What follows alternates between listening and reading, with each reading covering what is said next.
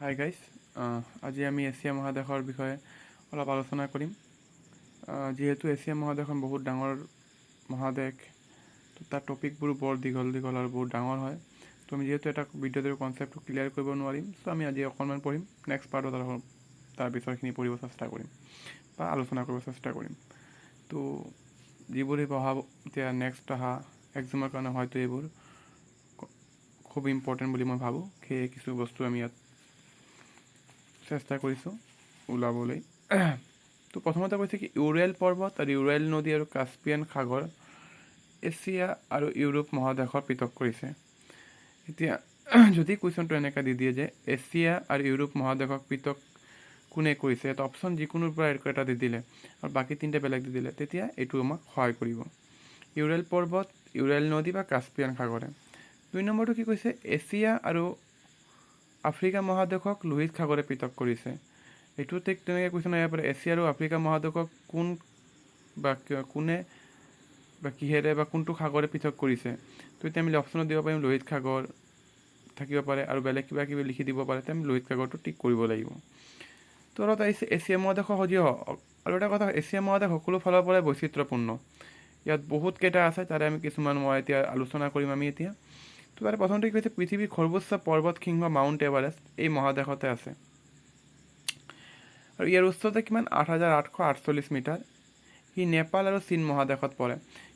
যিহেতু মাউণ্ট এভাৰেষ্টখন বৰ ডাঙৰ হয়, এই সৰুটো নহয়, আৰু বহুত ডাঙৰ এখন এৰিয়ালৈ সি অৱস্থিত হৈ আছে। তো সেইকাৰণে সি দুটা দেশ ধৰিছে, এটা নেপাল আৰু চীন দেশতো, চীন মহাদেশ নহয়, এইটো দেশ হ'ব, চীন দেশত অৱস্থিত হৈ আছে। মাউণ্ট এভাৰেষ্ট আৰোহণ কৰা প্ৰথম ব্যক্তি দুজন আছিল এডমাণ্ড হিলাৰী আৰু টেনজিং নৰকে, আমি সকলোৱে জানো। আৰু কেতিয়া কৰিছিল, 1853 চনত আৰোহণ কৰিছিল। 2 নম্বৰ কৈছে আটাইতকৈ গভীৰ খাট মেৰিয়ানা। ইয়াৰ কিমান গভীৰ যদি সুধে তেওঁ কিমান ক'ব, 11,053 মিটাৰ। ই প্ৰশান্ত মহাসাগৰত অৱস্থিত। এইটো কুৱেশ্যন আহিব পাৰে যে আটাইতকৈ গভীৰ খাট মেৰিয়ানা বা মেৰিয়ানা খাট কোনখন মহাসাগৰত অৱস্থিত, তেতিয়া আমি ক'ব লাগিব প্ৰশান্ত মহাসাগৰত অৱস্থিত। নেক্সট কৈছে দীৰ্ঘতম প্ৰণালী মালাক্কা, এইটো ক'ত আছে, মালয়েছিয়াত অৱস্থিত। আটাইতকৈ উচ্চ মালভূমি ক'ত আছে, পামিৰ। ইয়াৰ উচ্চতা 4,873 মিটাৰ ওখ হয়। আটাইতকৈ উচ্চ ঠাই কি, জেকুৱাবাদ। আটাইতকৈ উচ্চ ঠাই জেকুৱাবাদ এই পাকিস্তানত অৱস্থিত। ক'ত অৱস্থিত, পাকিস্তানত অৱস্থিত। আটাইতকৈ চেঁচা ঠাই চাইবেৰিয়াৰ ভাকুৱানাক্স। আটাইতকৈ গভীৰ হ্ৰদ বৈশাল।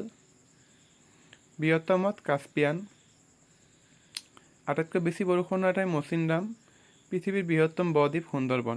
এই সকলোবোৰে আমাৰ এছিয়া মহাদেশতে আছে আৰু বহুবোৰ বস্তু আছে, সেইবোৰ আমি নেক্সট ভিডিঅ'ত আমি আলোচনা কৰিম।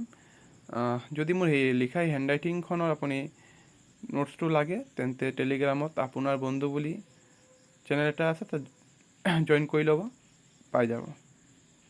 ধন্যবাদ।